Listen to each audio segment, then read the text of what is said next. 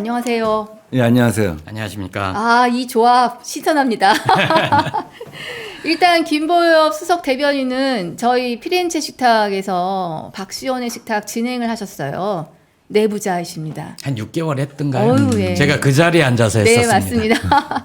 두 분은 인연이 예전에 당에 계실 때 제가 취재기자로 인사드린 적이 있고요. 네. 최근에는 김부겸 총리실의 공보실장으로 제가 일할 때 네. 보험연수원장 예. 그러셨죠. 그쪽에 계실 때 한번 뵌 적이 있습니다.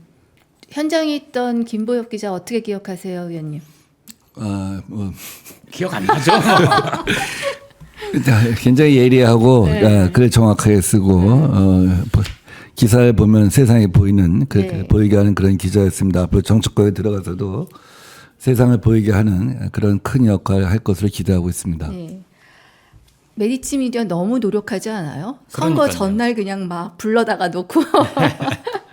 자, 과연 D-0 내일 이제 재보궐선거 당일인데 저희가 뒤집어진다, 수상하다, 움직인다 막 이런 동사를 좀 썼습니다. 자, 한번 들어보기로 하고요. 자, 그 전에 오늘 아침 뉴스요. 그냥 신경이 약간 거슬려요. 우리 북한과 남한의 국경에서 뭐가 또 벌어지는 건지. 예. 좀 어떻게 보세요? 하필이면 또 선거 전날. 의원님. 글쎄 뭐 남과 북의 이런 긴장 상태로 계속 치닫고 있는 것은 뭐 굉장히 우려할 만한 일이죠. 사실은 정부는 평화를 관리하는 의무를 갖고 있다고 생각합니다. 근데 정부가 국방부 장관이나 특히 안보실장이 북한을 상대로 해서 국민을 상대로 해서 하는 언사가 굉장히 위험하다고 생각해요.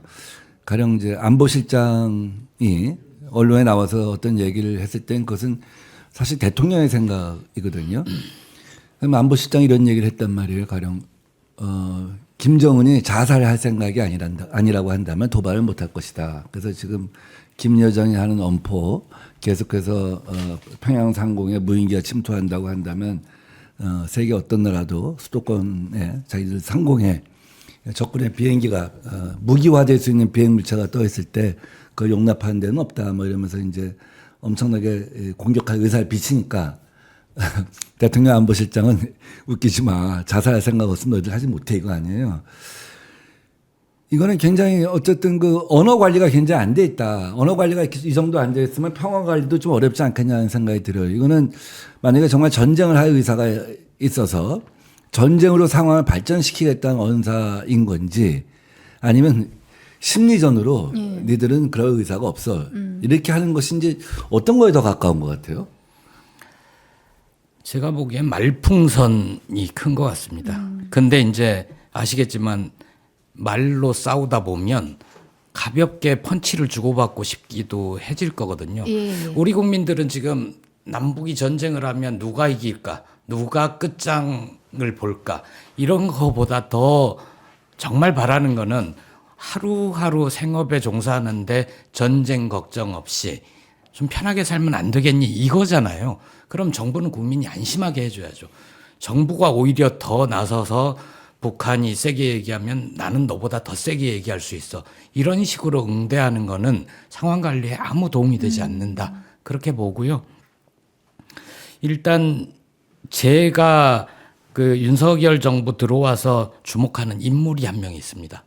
김관진 전 국방부 장관, 예. 안보실장도 했었습니다. 박근혜 정부 때. 근데 이 양반이 뭘로 가냐면 국방혁신위원회 부위원장으로 합니다. 예. 그게 윤석열 대통령 직속기구여서 윤석열 대통령이 위원장이고 김관진 이분이 부위원장인데 이분을 무리해서 데려갔거든요. 왜냐하면 윤석열 검사가 기소해서 징역 2년 반 예. 받은 상태에서 재판 중에 이분을 임명을 합니다. 그래서 아니 그런 경우도 있나 했더니 이분이 2심에서 재항고를 하지 않고 형 확정된 뒤에 일주일 만에 윤 대통령이 사면을 해줘서 이 정도면 됐지 문제없지 하고 쓰거든요. 이 양반이 현재 원로 군인들 중에 야전을 제일 잘 알아요. 야전을 잘 안다는 얘기는 북한의 어디를 자극하면 북한의 어디 정도를 때리면 상황 관리가 가능한 국지전 정도 벌일 수 있다. 이런 거에도 밝은 사람이에요. 그래서 김관진 이 국방혁신위원회에서 국방을 이렇게 혁신하겠다라는 내용은 지금까지 나온 게 하나도 없습니다. 뭘 하고 있는지 주목해 봐야 됩니다. 합리적인 의심이 충분히 가능하네요. 네. 어머, 거기도 머리를 쓰긴 써요. 근데 어쨌든 이 안보실장이라고 하는 사람이 이제 그런 언어를 갖다가 구사를 했는데 저는 이제 언어 구사에 일단 문제가 있다고 봐요. 예. 북한의 김여정이 얘기를 했기 때문에 이제 그에 상응하는 네. 정부의 누군가 얘기를 갖다가 이제 했어야 할 것 같은데 네. 그렇다고 해서 상황을 갖다가 더 이렇게 악화시키는 그런 발언을 갖다가 과연 할 필요가 있느냐. 특히 이제 북한 사람들이 얘기할 때 최고 존엄의 어떤 그 자존심을 건드리는 말 갖다가 굳이 할 필요가 있느냐. 이제 이런 거죠. 그럼 이제 우리 당부에서는 그러겠지. 자기들이 볼 때 최고 존엄이지 우리가 뭘 무서워서 그런 말 못 하느냐. 뭐 네. 이런 말 하겠지만 사실은 김정은이 자살을 결심하지 않으면 공격을 하지 못할 거다 하는 것은 우리 정부가 생각하는 여러 가지 심리전적인 요소 중에 하나일 것 같아요. 전략적인 분석 중 하나일 것 같은데 그런 건 정부의 고위 당국자, 군 최고 고위 당국자 이렇게 익명으로 흘려서 상대방 판단을 보고 상대방의 대응을 보고 이런 식으로 해야 될 것 같고 정부의 공식적인 입장은 지금 상황을 치닫게 할 것이 아니라고 한다면 평화를 관리하고자 한다면 뭐 국방부 대변인이나 이런 정도에서 어느 수위를 갖다 조절해서 할 것이 아닌가 하는 생각이 들어요. 어쨌든 관리 능력에 상당한 문제가 있다. 그러면 이제 관리 능력에 문제가 있는데도 저렇게 치닫는 걸 보면 지금 뭔가 이상한 생각을 하고 있어서 그런 것이 아니냐 하는 이제 합리적인 의심을 갖다 할 수도 있겠죠. 그런 것도 조심해야 되고요. 일단은 지금 말로 폭탄을 주고받는 건데 말로 폭탄을 주고받다가 어디에서 불씨가 터질 수도 있잖아요. 네, 네. 그리고 불씨가 터져서 충돌이 있을 때 그걸 막을 수 있는 장치는 양쪽이 모두 해제해 버렸단 말이에요. 그러니까 관리가 안 될 수 있어요. 그러면 돌아봐야죠. 도대체 왜 상황이 이렇게 심각해졌는가. 시간 역순으로 돌아가 보면 일부 탈북민 단체가 예. 북에 전단 살포를 했어요. 우리 정부는 윤석열 정부는 막지 않고 표현의 자유다 이런 식으로 얘기를 했고 오히려 그게 마치 북한 주민의 인권 향상에 도움이 될 것처럼 오히려 부추겼고 그러니까 북쪽에서는 야 니들이 이런 거 보내면 우리 쓰레기 보낼래 오물 보낼래 그래서 오물풍선을 한 40차례 정도 보냈잖아요. 그러면서도 김여정이 뭐라고 그러냐면 당신들이 쓰레기 보내지 않으면 우리도 안 보낼게 라고 얘기를 했단 말이에요.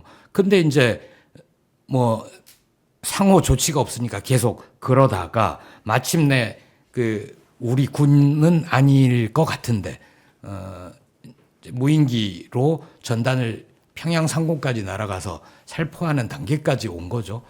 북한으로서는 참을 수 없을 거고 뭔가 상응하는 조치 어떻게 할 수 있을까 아마 고민하고 있을 것 같습니다. 뭐 조국 혁신당이 제가 보니까 좀 마음이 편안한 것 같아요. 느긋한 것 같아요. 오늘 선거 얘기하러 오셔갖고. 아니 선거 전날이잖아요. 아니, 선거보다 더 중요하지 않습니까? 우리 안보는. 하여튼 머리가 미래에 뭐 준비된 여당이 되겠다는 예. 의지를 보이는데, 근데 지금 아까 우리 진행자 우리 신보님이 잠깐 말씀하시면서 이게 뭐 선거 앞두고 미니 북풍 일으키는 거 아니냐, 뭐 이런 의혹을 잠깐 얘기하신 것 같아요. 그 미니 북풍을 갖다 일으킬 만큼 지금 절박하냐? 예. 이 정권이. 그러면 이제 부산하고 부산 금정하고 인천 강화가 위협받고 있다는 얘기 아니에요. 네. 그런 정도는 아닐 것 같다 하는 생각이 들고 첫 번째는 잘 모르겠어요. 이따 더 자세한 얘기는 이제 현장에 계신 분 얘기를 들어봐야겠지만, 근데 윤석열 정부 입장에서는 뭐 까짓 거 총선도 그만큼 졌는데 이까짓 거 2개 진다고 무슨 상관이냐. 더군다나 뭐 부산 금정 지면 책임론이 누구한테 가겠냐. 한동훈한테 가지 않을까? 그럼 뭐 그냥 손 안 대고 고프는 뭐 그게 오히려 지금 제가 볼 때는 숨어 있는 어떤 의혹 이게 아닌가 하는 생각이 좀 듭니다. 알겠습니다. 더 얘기하고 싶은데 일단 전날인데 선거 이야기 좀 해야 돼요. 예. 하여튼 저는 유권자의 한 몸으로 굉장히 불편해요. 그리고 이런 말씀이 기억나는 거예요. 이 상황을 쭉 만들어 왔다는 느낌이요. 그게 하필 뭐 오늘 선거 전날은 전날인 건데 더 심화된 거고 굉장히 계속 무언가를 도발하는 느낌이 드는 거죠. 좀 잘 다독여서 가는 게 아니고. 근데 신경질 나요. 하나만 잠깐 말씀드리면 그 전에 이제 강화도에 예. 2010년경인가 강화도에 이제 북한이 포격을 한 경우가 있었잖아요. 연평도. 연평도. 예. 연평도죠. 미안합니다. 그때 저는 그런 생각을 해봤어요. 저는 그때 국회의원이 아니었지만 만약에 그때 민주당이 야당이었어요. 네. 민주당 의원들이 배를 타고 연평도로 가서 인간 띠를 하고 포격을 하려면 우리한테 해라. 그걸 할 수 있겠어요? 북한이 그 정도 상황이 되면. 그 반면에 민주당은 평화 수호 의지가 확실하게 보였을 것이고 아마 접경 지역 그 시민들한테는 민주당이 평화를 수호하는 정당이라는 인상을 굉장히 강하게 심어줬을 것 같아요. 미국의 9.11 테러가 났을 때 미국의 상하 양원 의원들이 그날 저녁에 미국 의사당에 모여갖고 다 같이 모여서 이제 그때는 뭐 또 추가 공격이 있을지도 모르니까 굉장히 불안한 상황이었거든요. 그때 한 500여 명 이상이 모여갖고 미국 국가를 부르고 미국 이제 국민을 안심시켰었죠. 아마 뭐 야당이기 때문에 지금 평화 관리를 하라고 하는 계속 그런 언사를 갖다 줄 수밖에 없겠지만 만약에 또 북한이 국지적인 도발을 할 때 그에 대해서 야당도 가만히 있지 않겠다는 강한 언사를 갖다가 해야겠지만 어떤 도발이 있었을 때는 민주당 의원들이 실제로는 아주 강력한 평화 수호 의지를 갖다가 보여야 합니다. 물론 조국 혁신당 의원들도 마찬가지고요. 뭐 발표 준비하시는 거 있나요? 아니 오늘 하지 마세요. 둘 다. 관련 논평은 하나 쓸 예정인데. 알겠습니다. 자, 어쨌든 교전 일어나면 안 됩니다. 누구든 다치면 안 돼요. 자, 일단 오늘 선거 전날인데 동선 어떻습니까? 조국 대표님 어제 부산 가셨고. 부산에서 서울 올라왔다가 예. 오늘 국방부 국정감사가 있거든요. 그래서 국정감사 참석을 했다가 예. 곡성 영광으로 넘어갈 겁니다. 저녁까지. 마지막 예. 마지막 유세하셔야겠네요. 예. 자, 사전 투표율이 이것만 갖고도 정말 1시간짜리인데 일단 유권자 관심 꽤 높은 거 맞지요? 투표율만 보면 민현님 역대 재보궐선거 저렇게 금정, 호남의 곡성, 영광 둘 강화 이 정도 관심도가 있었나요? 사실 뭐 이번 재보궐선거는 무관심 속에서 치러진다 하는 얘기가 있었을 정도로 예. 언론이 관측했는데 결과는 역시 언론은 항상 틀리구나 하는 네. 생각이 듭니다. 굉장히 투표율이 높았죠. 네. 그리고 또 이제 이게 참 뭐 이제 언론이 별로 관심 없는 척하다가 또 결과가 만약에 뜻밖의 결과가 나오면 야 이거 뭐 정치권에 미치는 파장이 엄청날 것이다 하는 얘기를 하는데 네. 실제로 이 결과에 따라서는 각 당 지도부, 당 대표 운명이 좀 굉장히 요동칠 정도로 굉장히 의미 있는 선거가 돼버렸어요. 곡성이나 영광은 지금 40%대 초반 투표율 아닙니까? 이거는 뭐 호남이 항상 사전 투표율이 높긴 하지만 이 재선거 투표율치고는 굉장히 높은 것이라고 생각합니다. 이건 유권자들이 높은 관심을 보여주는 것 같은데 이게 변화에 대한 관심인지 수상에 대한 관심인지 네. 이거는 뭐 일단 현장 얘기 들어보고서 어떻게 보세요? 역대 지방선거에서 그 군 단위, 기초 단위로 최고 사전 투표 기준으로 최고가 아마 20%대였을 겁니다. 근데 그거보다 두 배예요?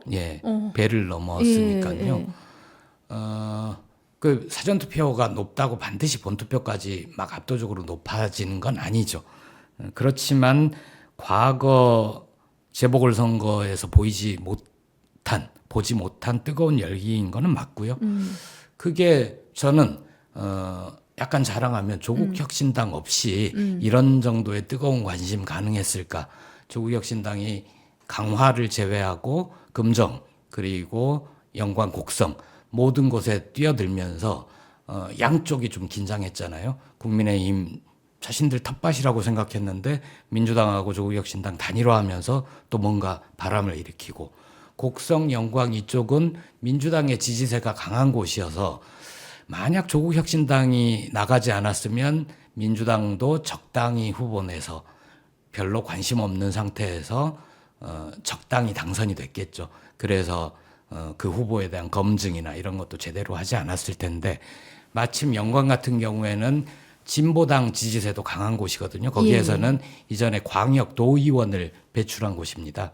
그래서 진보당도 전국의 당원들이 몇 달 전부터 모여서 방방곡곡 돌아다니면서 칼 갈고 고추 따주고 읍내에서는 교차로 길 건네드리고 뭐 이런 걸 청소도 하고 지역에 계신 분들이 진보당 칭찬을 많이 합니다. 예. 그런데 이제 이게 우리 군의 행정을 맡길 만큼 믿음직한 정당이냐 이거에서는 아마 판단을 달리하는 분들도 계실 것 같아요. 삼선 의원 이때 나와야 돼. 근데 이거는 제가 볼 때는 이런 것 같아요.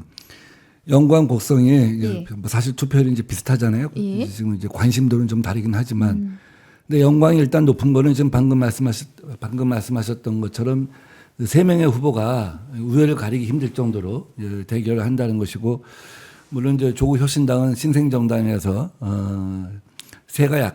조직세가 약하긴 하지만 이제 2달 동안 현장살이를 하면서 일으킨 바람 이것 때문에 아마 영광보단 상대적으로 투표율이 높았던 것이 아닌가 하는 생각이 듭니다.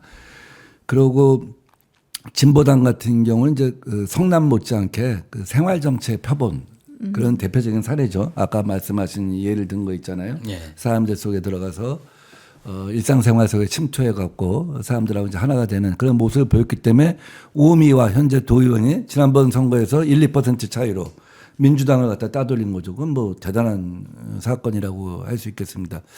그러니까 영광의 선거구가 도의원 선거구는 2개가 있는데 절반에서는 이미 진보당이 상당한 조직적인 세력을 구축한 거예요. 예. 그리고 오미야 도의원이나 진보당 후보나 계속해서 농민운동을 하면서 이제 성장한 그런 배경이 있는 것이죠. 그래서 진보당이 갖고 있는 큰 장점은 지금 방금 말씀드렸던 농민운동이라고 하는 후보 개인의 배경과 그 도의원 이런 조직이 있는 거고 지금 이제 조국 혁신당은 조직세라고 하죠. 조직세 갖다 만회하기 위해서 2달 동안 현장살이한 거 이것이 아마 큰 바람을 일으킨 것이 아닌가 하는데 민주당은 예. 지난번 총선에서 호남에서 제일 고전한 곳이잖아요. 예.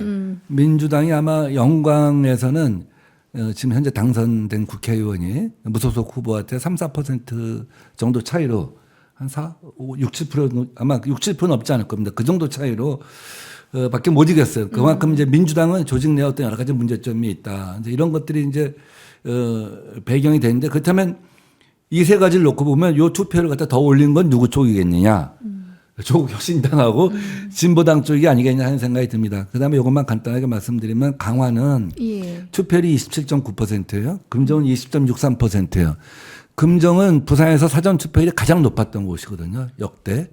그럼 부산에서 투표율이 지금 금정이 강화에 비해서도 한참 떨어진다고 하는 건 부산의 민주당도 강력하게 결집을 갖다 아직 못했다는 얘기고 강서구청장 선거 때는 투표율이 그렇게 높았던 건 서울 전역이 달라붙어 갖고 투표하기 위해서 모였기 때문에 이제 추동을 시킨 지점이 있는 거 아니겠습니까? 또 반면에 부산의 국힘도 좀 뭔가 이 투표를 꼭 해야 하는 거냐 하는 게 느슨함이 있는 것 같아요. 한쪽은 느슨함, 한쪽은 결집하지 못함. 이런 것들이 20.63% 나타나는 것 같고 강화는 어쨌든 제가 지난번에 나와서 안상수 무소속 후보가 뭐 결과적으로 한 5% 안팎 안 되겠냐. 근데 여론조사만 보면 그거보다 훨씬 많이 나와요. 그래서 그런 영향이 있지 않겠느냐. 어쨌든 이 투표를 끌어올리는 요소로 무소속 후보가 하나 더 있어갖고 그쪽에서 국회의원을 갖다 여러 번 했고 시장을 했던 사람이 있어서 투표를 끌어올린 것이 아니냐. 일단 투표율만 놓고 보면 그렇게 보여요. 금정 보궐선거 투표율은 높은 편은 아닌 거예요? 사전 높지 투표? 않습니다. 예. 그럼 거기를 어제 다녀왔는데 예. 현장을 보니까 국민의힘 지지자들이 신나서 투표를 할 만한 요인이 없는 거예요. 일단 윤석열 정부 지지율 저 모양이죠. 네. 부산 경남이라고 해서 다르지 않습니다. 윤석열 김건희 공동정권의 가장 큰 업적 중에 하나는 국민통합을 이뤄준 거예요. TK와 70대 이상 일부를 제외하고는 거의 전 국민이 예. 그리고 연령대로 봐서도 대부분의 연령대 분들이 윤석열 정부에 대해서 20%대의 지지율만 보이잖아요. 이렇게 아름다운 국민통합이 어디 있습니까? 부산 금정구에서 별로 국민의힘 그 지지자들이 나 신나서 반드시 이번에 투표할래 이런 요인이 없다 보니까 사전 투표율에도 그게 일부 반영된 거 아닌가 그렇게 봅니다. 한동훈 대표만 바쁜 것 같아요. 그러면 안 하는 걸로 이번에 혼 좀 내주고 이쪽에서는 그래 그렇다면 우리는 좀 해서 어떻게 좀 해보자 이런 깨몽인가요? 이런 구도가 형성이 돼야 이기겠네요. 뭐 그러니까 부산 시민들 중에 보수적인 그 시민들은 글쎄 뭐 꼭 해야 돼. 뭐 어차피 될 텐데. 어차피 될 텐데. 그래. 근데 또 뭐 안 될 것 같다고 해서 내가 꼭 나갈 필요가 있어? 지금 뭐 잘하는 것도 없는데 뭐 이런 심리인 것 같아요. 그러니까 원래 다수가 국힘을 지지하는 분들이 모여 계신 곳 금정은 근데 아유 그래 할 요인이 없어 굳이 했는데 그렇게 되면은 낮은 투표율 속에서도 이 단일 후보가 이길 수 있는 가능성이 그럼 얼마쯤 있다고 보시는 거예요? 그렇게 되면 없다 이도저도 없다. 거기가 이제 부산대가 위치한 곳 아닙니까? 네. 그래서 네. 아마 조국 혁신당 후보가 그래서 아마 거기 가서 이제 부마 항쟁 얘기도 하고 그렇죠. 그러셨던 것 같아요. 다시 이제 그 사실 뭐 부산이야 1970년대 부산 마산 또 4.29 때도 그렇고 우리나라 어떤 민주화의 성지 같은 곳 아니었습니까?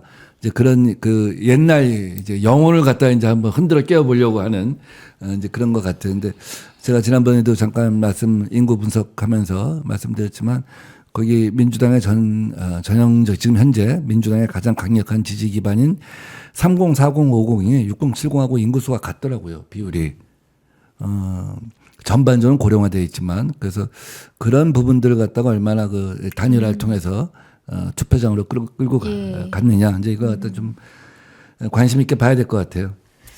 이기면 금정 민주당이 이기면 혁신당 톡톡하게 역할했다. 이렇게 얘기해도 뭐 일단 제가 어제 오전에 현장 유세를 갔다 왔거든요. 예. 그 침례병원이라고 7년째 불 꺼진 병원 앞에서 조국 대표가 유세를 했습니다. 예. 그러면서 지금 이 자리에서 김경지 후보와 류재성 후보 단일화 토론도 하지 않았습니까? 조국 혁신당은 그런 생각은 있습니다. 우리 당으로 단일화가 됐더라면 훨씬 더 역동적이고 활기찬 선거운동을 벌였을 텐데 민주당에서 조금 덜 열심히 하는 것 같아 아쉽다. 이런 생각은 좀 갖고 있어요. 민주당이 덜 열심히 한다. 조국 혁신당보다요. 그러니까 그겁니다. 가정법인데 조국 혁신당으로 단일화가 됐더라면 우리가 바쳤을 열정과 에너지에 비하면 민주당은 뭐 워낙 크기도 하고 여기저기 다 이겨야 되니까 그럴 수도 있는데 예를 들면 그런 겁니다. 단일화 효과를 극대화하는 선거운동을 벌이고 있는가. 단일화가 됐으면 이재명 대표가 부산 가셨을 때 조국 대표 우리 같이 갑시다. 같이 그 김경지 후보 사이에 두고 단일화된 후보 사이에 두고 둘이 손 번쩍 들어주면서 힘을 실어줍시다. 이럴 것 같은데 그게 없었고. 그 그림 저는 촐싹대면서 할 거예요 이랬고 우리 민병두 의원님은 백두에서 한라 인용하시면서 강화에서 금정까지 하셔야 합니다. 이랬는데 따로 그리고 못박이었어요. 어제 조국 대표를 이재명 대표가 부산 가서 좀 해달라 요청을 하셨길래 저희는 가면서도 그럼 이재명 대표도 오셔서 그 그림을 이제 선거 막바지에 만드시려나 했는데 오늘 재판이 있으시대요. 그래서 재판 준비 때문에 아마 못 온 걸로. 그래서 결국은 그 그림이 단 한 번도 없었던 거예요. 그러면 조국 대표는 김민석 최고위원이라도 가야지 그러면. 그분은 더 안 올 겁니다. 아마 고향이 부산일 텐데. 어머니 고향이 부산일 거예요. 어머니 고향이. 근데 제가 생각할 땐 그래요. 민주당 입장에서는 당선되면 부산에서 이기면 좋죠. 부산에서 가장 보수적인 곳에 민주당이 깃발 꽂는 거 아니에요. 민주당은 거기서 깃발 꽂아 본 적이 우리 싱가포르에서 북미 정상회담 할 때 지지난번 지방선거 때 그때 딱 한 번 빼놓고는 한 번도 이겨본 적이 없어요. 국회의원 선거도 이겨본 적이 없어요. 거기다 드디어 민주당의 깃발을 꽂는 거 아닙니까? 이기택 이후 처음이에요. 엄청난 사건이죠. 부산의 지축을 흔드는 사건이에요. 이기면 너무 좋죠. 근데 고약한 게 뭐냐면 앞으로는 그럼 조국 혁신당하고 사사건건 후보 단일화 갖다 해야 되는 거야. 이기면 좋은데 이런. 이겨도 이게 꼭 정말 좋은 건지 잘 모르겠어요. 야, 그러니까 전략적 조국 판단이 있었다. 그렇다고 일을 열심히 안 하는 건 아니고 그런 계산 때문에. 근데 조국 혁신당 입장에서는 사실 이제 앞으로 이제 이 지분이 확실히 있는 거죠. 여기서 승리하면, 부산 금정에서 승리하면 이제 전국적으로 후보 단일화가 기본 공식이다. 호남에서는 자유경쟁, 비호남에서는 후보 단일화. 예. 이제 이걸 챙기는 거죠, 현찰을 갖다가. 그래서 사실은 조국 후보가 지금 윤석열 정권 심판하기 위해서 이제 간 것도 있지만 생각해보면 계산표가 이쪽이 훨씬 좋아요. 민주당보다는. 그렇지 않습니까? 아니, 저희는 아무것도 가지지 않은 상태에서 출발한 거니까 네. 저희는 잃을 게 없잖아요. 그러니까 예. 늘 앞으로 자산이 늘어날 일만 있는 거고, 이제 민주당 쪽에서 그런 생각을 하시면 저희는 창당부터 지난 총선 그리고 이번까지 늘 입장이 바뀐 게 하나도 없습니다. 윤석열 정권과 1대1 구도를 만든다. 어디서든. 그래서 지난 총선에서 지역구 후보를 내지 않은 거고, 이번에도 호남에서 영광 곡성 군수가 국민의힘에서 당선될 가능성이 없잖아요. 그런 데서는 경쟁하자. 단 그 이외의 지역에서는 단일화하자. 그래서 강화 군수는 저희가 후보를 안 냈고, 인천시당, 조국혁신당 인천시당이 강화 군수 민주당 당선을 위해서 같이 선거운동을 하고 있습니다. 지금요. 예. 금정구에서는 단일화를 하자고 했고, 그래서 저희가 앞으로 또 조국혁신당이 민주당의 위성정당이 아니잖아요. 조국혁신당은 앞으로 풀뿌리 정당, 대중정당으로 성장하겠다. 그래서 수권정당이 되겠다고 포부를 밝힌 정당이고, 두 당은 같이 공유하는 게 많으니까 앞으로 선거에서 호남에서는 경쟁하되 그 이외의 지역, 두 당이 경쟁해서 다른 사람이 될 것 같은 지역에서는 반드시 후보 단일화를 하자. 아름다운 단일화를 해서 단일화 효과를 극대화해서 모든 지역에서 이기자. 이게 좋은 거 아닌가요? 그게 민주당으로서는 좀 불편할 수는 있어도 새로운 질서에 익숙해지실 필요가 있다. 저는 그렇게 봅니다. 한편에서는 아름다운 단일화이지만 다른 한편에서는 부담스러운 단일화죠. 아마 부산에서 그런 결과가 나오면 이제 내후년을 준비하는 네. 전국의 모든 시장 군수 후보들, 예. 광역 기초의원 후보들이 아마 이제 어느 당을 선택해서 다음 선거에 나가는 것이 유리할 거냐 갖고 굉장히 계량을 하겠죠. 근데 그것이 결과적으로 항상 아름다운 단일화로 이제 결론이 나게 된다고 한다면 그 다음 대선에서도 아름다운 결과가 나올 거고, 이제 그것이 정치력 부재나 혹은 내부의 어떤 경쟁이 너무 치열해져서 아름다운 단일화가 안 될 때는 좀 부담이 되겠죠. 한국 정치가 어쩌면은 크게 바뀔 수 있는 요만한 씨앗은 분명히 뿌려진 것 같다는 생각이 드네요. 그러니까 유권자 입장에서는 저는 좀 보고 싶어요. 뭔가 변화되는 거. 고요한 호수 말고 좀 이렇게 일렁이는 반짝반짝 빛나는 물결도 보고 싶은 건데, 알겠습니다. 지금 우리 수석 대변인님께서 이제 서운한 표현 하셨어요. 자, 민희 의원님, 지난번 저희 할 때는 사전 투표 전이었단 말이에요. 사전 선거가 끝났고 투표율도 나왔고, 그때 제가 여러 가지 시나리오, 수학적으로 이론적으로 경우의 수가 무진장 많은데 가장 현실적인 4가지 중에서 그냥 옛날 그대로 영남은 영남, 호남은 호남 말고 뭔가 변수가 일어날 걸 전제로 했을 때 제가 어떻게 점치세요? 여쭤봤더니 그냥 싹 도망가시고 눈구렁이처럼 영광을 좀 주목할 필요가 이렇게만 얘기하셨는데, 이 시점에선 진짜 한번 두 분께 다 일단 이프 문어. 자, 강화, 금정, 영광, 곡성. 우리 수석 대변인님은 부담이 없으시죠? 민현님은 뭐 부담스러우세요 지금? 우선 수석 대변인님 입장을 한번 들어보죠. 자, 희망사항이 포함됐을 가능성 굉장히 높은 우리 바이러스. 당연하죠. 그건 당연한 건데요. 그렇지만 그래도 유권자 설득을 위해서 지금 판세를 봤을 때 강화군은 국민의힘 군수가 나올 것 같습니다. 하지만 과거 선거에 비해서 민주당 후보가 선전을 해서 꽤 많은 표를 얻을 겁니다. 과거에 20%를 얻었다면 이번 선거에서는 최소한 30% 후반, 40% 정도의 예. 득표를 할 것으로 전망합니다. 거기에 대해서는 동의합니다. 오, 오케이. 동의. 부산 금정구는 네. 제가 알기로는 최근에 민주당 그 이재명 대표께 승리 가능성을 조심스럽게 점치는 보고가 됐다고 합니다. 저도 승리를 간절하게 바랍니다. 간절하게 바라고 그 승리에 조국혁신당도 일부 기여한 점으로 기억이 되기를 바랍니다. 일단 이긴 다음에 네. 여기에 대해서 우리 민 의원님은 이견 있으면 조금 이따 설명 듣고 일단 예, 부산이 뒤집어질 뻔하고 있는 건 같아요. 오늘 하루 굳히기가 좀 필요하네요. 알겠습니다. 영광. 영광, 곡성 두 군데 중에 한 군데는 조국혁신당이 이긴다. 어디인지는 말씀드리지 않겠습니다. 둘 다 이긴다고 말씀하셔야죠. 최소한 한 군데는 이긴다. 이것도 사실은 3절까지 할 수 있는 얘기야. 맞죠? 네. 예. 민 의원님은 지금 근데 영광은 어쨌든 예. 기존의 민주당에서 주장해왔던 바들이 많이 흔들리고 있다는 네, 생각은 네. 들어요. 그러니까 뭐냐면 야, 민주당 같은 거대 정당이 있어야지 예산도 따오고 어쩌고 저쩌고 영광이 발전한다 이렇게 얘기했잖아요. 네. 근데 실제 여론조사나 흐름을 보면은 전혀 유권자들은 그 문제 갖고는 판단을 안 한다는 거죠. 네, 네.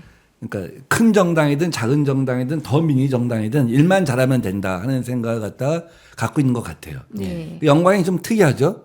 과거에도 무소속 그 후보가 군수가 된 적이 여러 번 있어요. 네. 그러니까 영광은 인물론이 좀 많이 통한다. 그러니까 뭐 중앙당의 백그라운드를 갖고 투표를 갖다 하려고 하면 그걸 좀 오만하게 보는 경향이 있지 않냐. 그래서 상당히 민주당이 고전할 것 같다 하는 생각이 들고 다음 두 번째는 민주당이 주장해왔던 바 있잖아요. 단일 대우가 돼야 한다. 민주당이 되어야지만 이 정부를 갖다 심판할 수 있고 탄핵까지 몰고 갈 수 있다. 하는 거에 대해서도 유권자들은 동의하지 않는 것 같아요. 뭐 다 그 대우에는 셋이 다 들어가 있는 거 아니야? 그 뭐 단일 대우에서 이탈하는 세력이 하나도 없는데 꼭 왜 민주당만이어야 돼? 그러면 여론조사에서 압도적으로 한쪽으로 몰렸겠죠.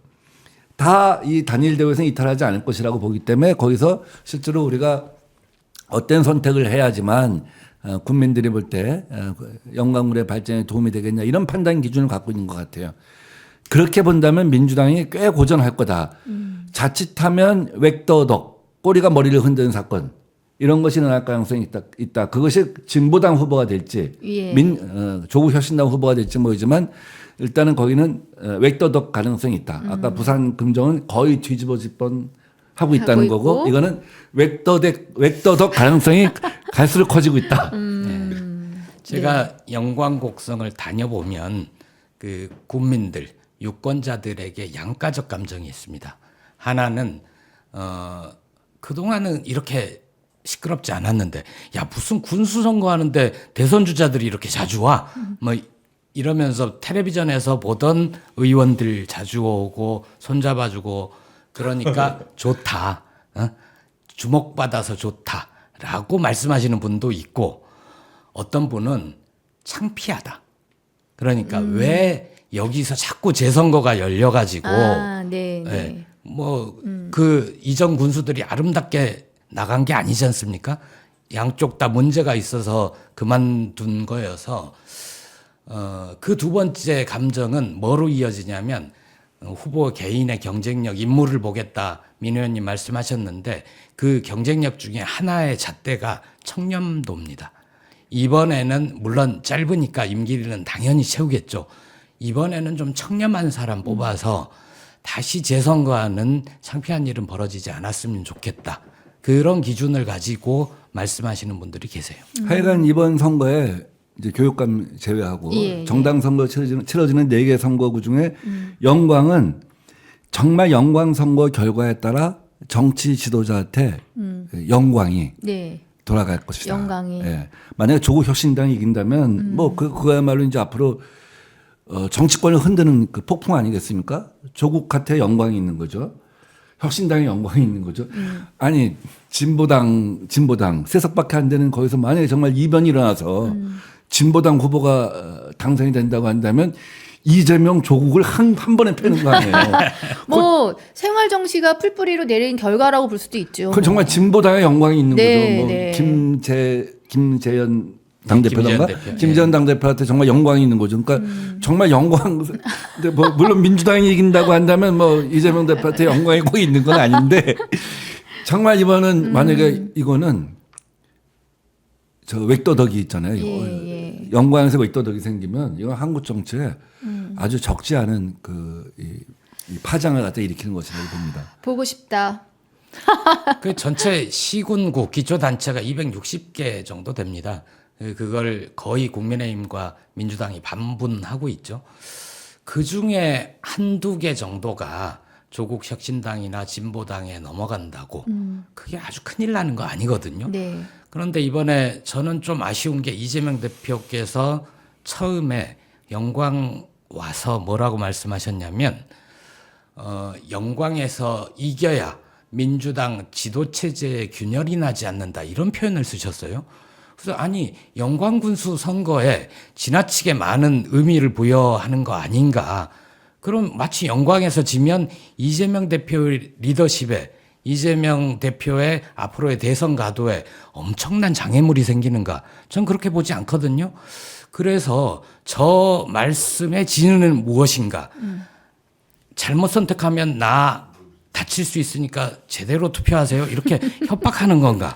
유권자들을 협박하는 건가? 아니면 민주당 지도부에 당신들 똑바로 선거 안 해서 지면 큰일 날 줄 알아? 이렇게 지도부를 단속하는 건가? 둘 중에 하나일 것 같은데 영광 군수 선거에 너무나 큰 의미를 스스로 부여해서 거기에 발목 잡히면 어쩌지? 뭐 이런 걱정이 오히려 좀 말을 들었습니다. 그렇게 하시는 바람에 네. 지고 나면은 말이 씨가 된다 이거죠. 그러니까 제가 보니까 한 번만 얘기한 게 아니라 그 후에도 예. 또 얘기했어요. 한 두세 차례 얘기한 것 같은데 이제 저는 뭐 협박한다고 보지는 않고 위기의식이라고 예, 봐요. 예. 근데 내가 대선 후보로서 지지율이 이만큼 높으니까 이제 본인의 어떤 그 미래 갖다 그 정서적으로 연결시켜 갖고 영광 국민한테 아마 지지를 갖다 호소하는 것이고 이것이 잘못하면 정권 교체와 대선 가도에도 문제가 생길 수 있으니 도와달라 하는 건데 사실은 국민들이 투표할 때 네. 야, 이 무슨 영광군에서 군수 선거하는데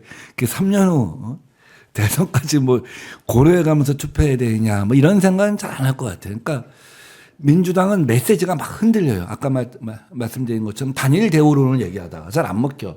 그러니까 큰 정당이 효도를 잘할 것이다 하는 큰 정당 효도론을 얘기하는데 잘 안 먹혀. 그다음에 이재명 대표 체제에 위기가 올 수도 있다 하는 위기의식을 또 호소하는데 잘 안 먹혀. 그러니까 선거에 보면 메시지가 흔들린 데 있잖아요.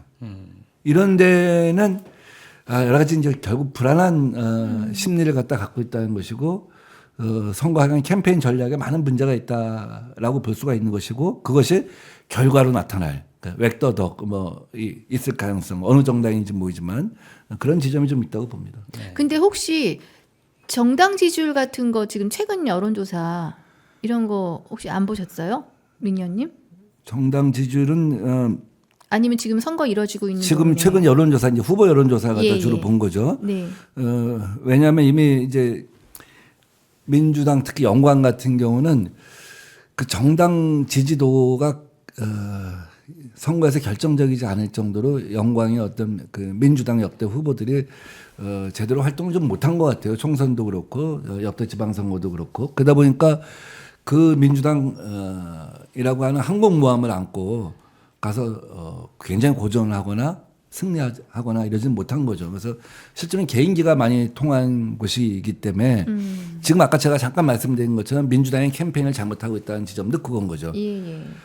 여기서는 그동안 이제 후보를 갖다 잘못 선택했거나 뭐 하여간 이런 지점 때문에 지금 여론조사에서 요동치고 있는 것인데 그렇다고 한다면 뭔가 이게 장점을 갖다 부과시켜 갖고 같이 갈 수 있는 그런 부분이 되어야 하는 것이죠. 근데 뭐 저는 후보 개개인에 대해서는 잘 모르지만 지금 우리 김보엽 수석님 말씀에 따르면 무슨 민주당 후보는 뭐 개인 경력에 약점이 있다는 것이고 이제 그래서 그쪽은 그것이 이제 아킬레스건이라고 보고 길게 파고 들어가고 있는 것이 아닌가 하는 생각이 듭니다.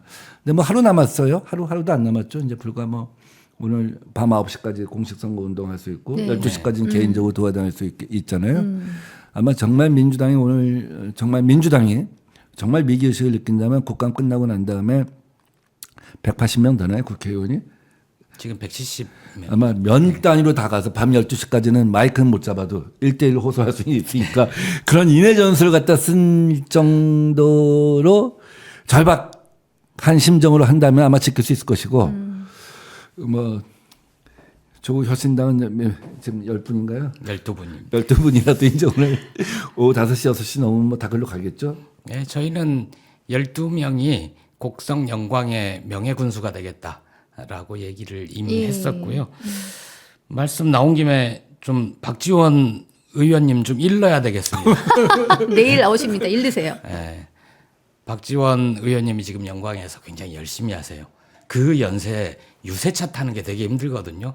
유세차 타고 가면 다리가 후들린다는. 네, 다리가 떨리는 게 계속 서 있기도 힘들고 균형 잡기 힘들고 요 턱 같은 거 있잖아요. 그거 넘을 때는 위험합니다. 꽉 잡지 않으면. 근데 이제 박지원 의원님과 조국 대표님 차가 이렇게 교차를 하던 시점이 있었어요. 진짜요? 네. 와. 근데 이제 조국 대표님은 박지원 의원님을 존경하기도 하고 평소 두 분 친분도 있고 그러니까 양쪽이 떠들면 민폐잖아요. 그래서 대표님은 조국 대표는 마이크를 내리고 스쳐 지나가면 다시 하려고 하는데 그 시점을 놓치지 않고 박지원 의원님은 조국 혁신당 조그만 당이 뭘 할 수 있어? 우리 큰 당 민주당이 군수가 돼야지. 정신 똑바로 차리시오. 뭐 이런 식으로 말씀을 하고 지나갔다고. 아니 웃으면 안 되는데. 조국 대표는 별 얘기 안 하는데 당직자들은 좀 서운해하더라고요. 근데 박지원 의원님 대단하다. 박지원 의원님이 대인배인데 그러셨겠어요. 못 받겠지. 왜냐면 아까 말씀하신 것처럼 그 유세차 올라가는데도 후들후들 되는데 그러다 보니까 조금 이렇게 잘 안 보였겠죠. 뭐. 아니야. 우리 박 의원님 보셨어.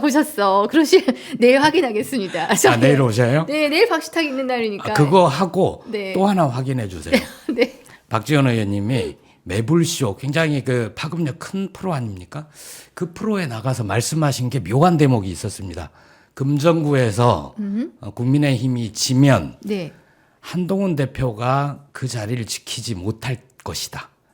그럴 거잖아요. 그건 다 아는 사실인데 그렇게 될 경우 다음 선거에 우리한테 꼭 좋은 것이냐.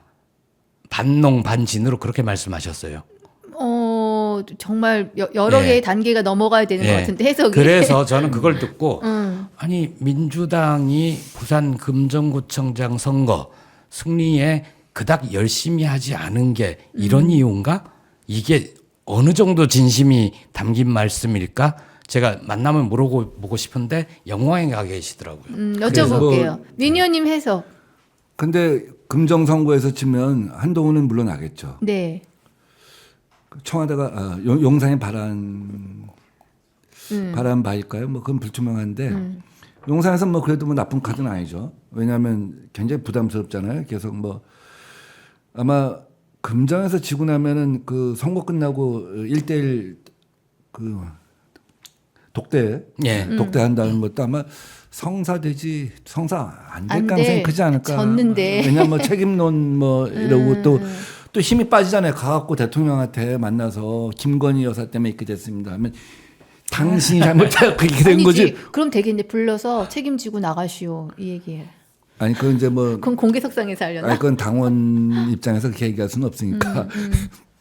아니 이미 네, 뭐 지면은 뭐 이제 권성동 의원 포함하여 무슨 뭐 지금 가만히 있겠습니까? 뭐 다 들고 일어나서 현역 의원들은 뭐 거의 이제 8대2 비율이니까 들고 일어나서 한동훈 교체론 얘기하겠죠. 그러면 뭐 어떻게 가서 지금 저 용산에 가서 독대를 하고 뭐 김건희 뭐 책임론을 갖다 얘기할 수 있겠어요.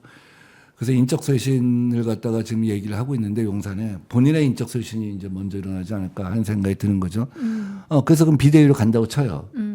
근데 이제 잔여 임기가 1년 이상 남았기 때문에 전당대회를 하겠죠. 그럼 전당대회를 하게 되면 뭐 예상되는 사람이 누가 있죠? 나경원, 지난번에 원희룡, 뭐 지난번에 안 나왔지만 안철수, 네. 뭐 그 정도 되지 않을까요? 윤상현 의원도 또 나올 수도 있죠. 윤상현 이렇게 나오겠죠. 이제 이게 뭐 그나물의 그 밥이기 때문에 무슨 박지원 대표가 굳이 걱정을 안 하셔도 될 것 같아요. 박지원 대표 약간 좀 아, 일단 걱정이 많으시네. 일단 이기는 걸로 가자고 하십시오. 이기는 아니, 그럼요. 걸로. 이겨야죠. 그래야지 아까 2018년 선거 한번 이겼다고 말씀하셨잖아요. 실제 그랬습니다.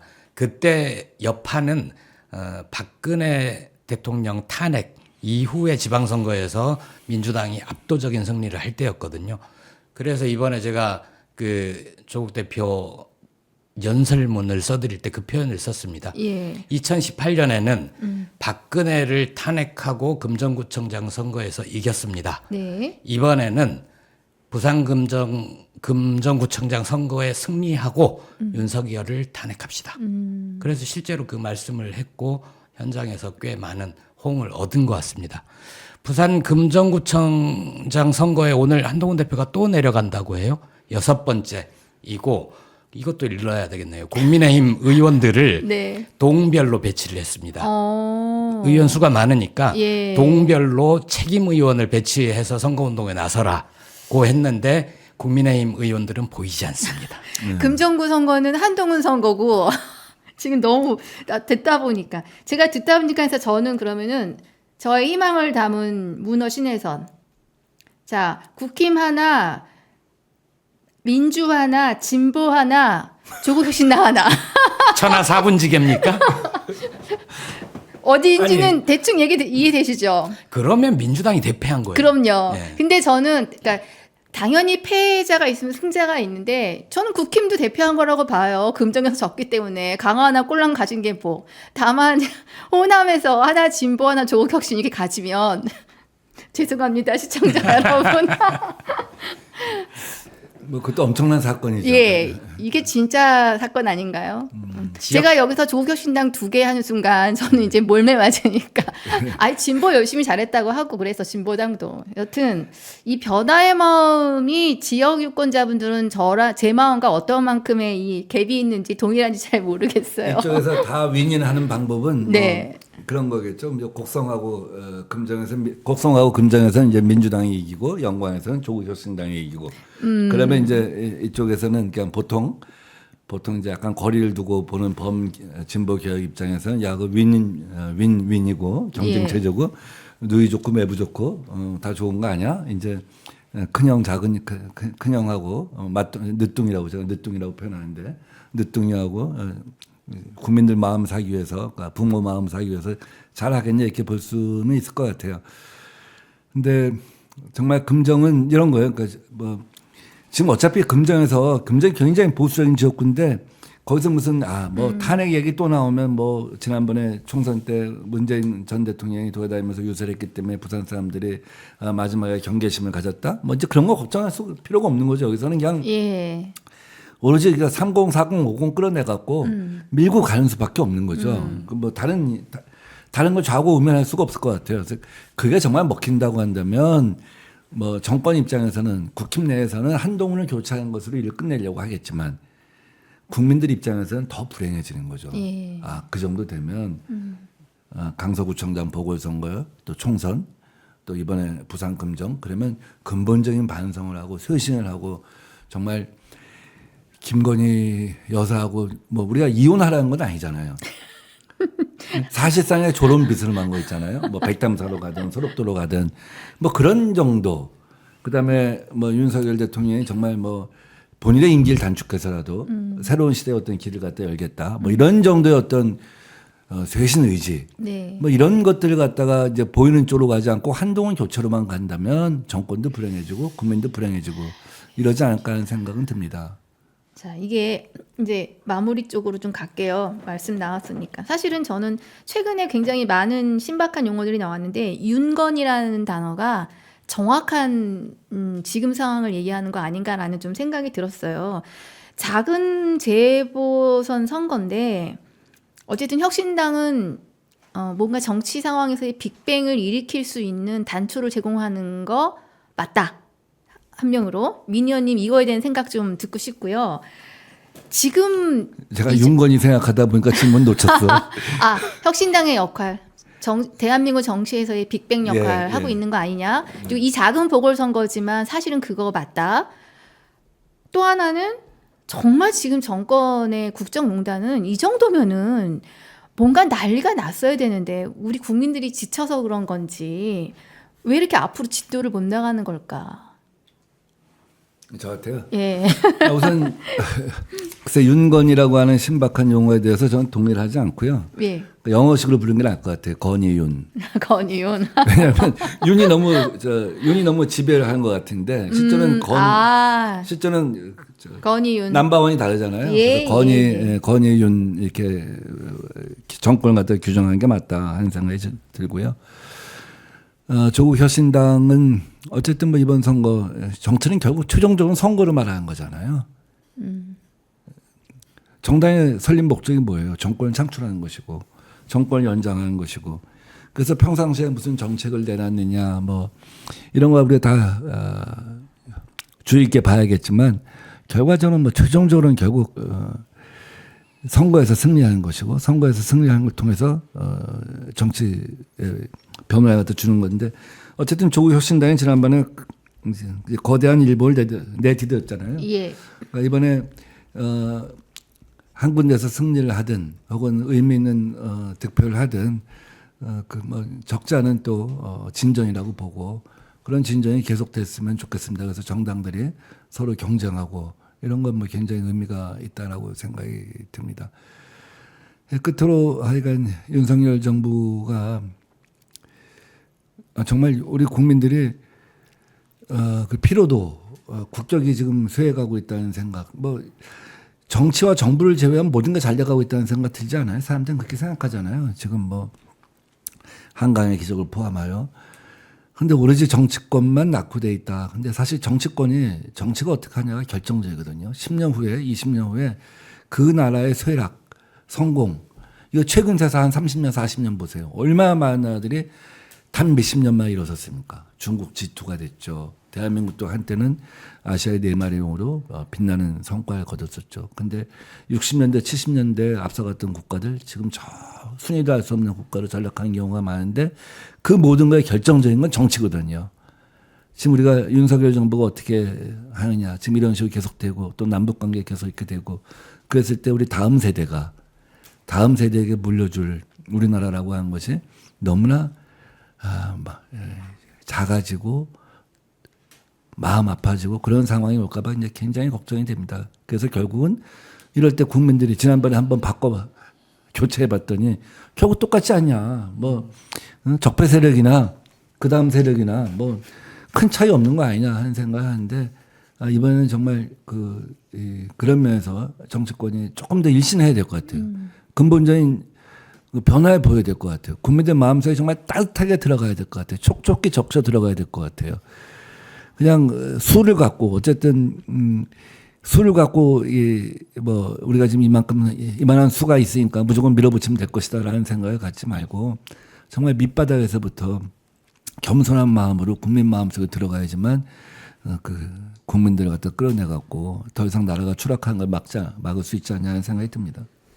예, 우리 김보엽 수석 대변인님은 마지막 정견 발표처럼 하셔야 돼요.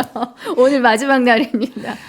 네, 뭐 정견 발표는 그렇고요. 예. 조국 혁신당은 조국 대표를 비롯해서 12명의 의원 그리고 저를 포함한 주요 당직자들이 늘 그렇게 삽니다. 오늘만 사는 것처럼. 그래서 오늘만 사는 것처럼 열심히 하고 있습니다. 이게 이번 선거에서 어떤 성적을 내더라도 저희는 큰 걸음을 내디딘 거고요. 따지고 보면 유세차에 올라서 마이크를 잡고 지지를 호소해 본 거는 이번이 처음입니다. 그러네요. 지난번에 왜냐하면 지난번에는 유세차도 못 탔죠. 마이크도 못 잡았죠. 그러니까 낯선 경험이긴 한데 당연히 네 군데 중에 한 곳 이상 당선이 되겠지만 당선이 혹시라도 안 되더라도 저희는 경험치를 쌓고 능력을 쌓고 중앙정치뿐만 아니라 지역정치에서도 혁신의 바람을 일으키는 데 성공했다. 일단 그렇게 자평을 합니다. 그렇지만 마지막까지 혹시라도 고민하고 계신 분이 있다면 조국 혁신당에 한 표 꼭 눌러주시기 바랍니다.